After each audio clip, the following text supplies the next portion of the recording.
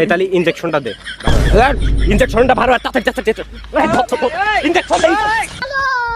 रोम रोम भाइयों रुको বলছি কাকা ওই দাদা আমরা বন বিভাগের তে আইছি, সুন্দরবন চেনেন? ওই সুন্দরবনের তে আইছি। আপনার বয়স কত হবে না? বয়স জোরে জোরে জোরে। বয়স 80 কাছাই গেছে, 80 জানি আনে বেশি আজকে 80 ধর। তা আপনার নাম কি? মতিয়ার রহমান, মতিয়ার রহমান। তো বাড়ি কোন ইউনিয়নে? দরজাটি ইউনিয়ন। দরাজাট ইউনিয়ন। মেন কথা আছে কি আমরা আইছি সুন্দরবনের তে।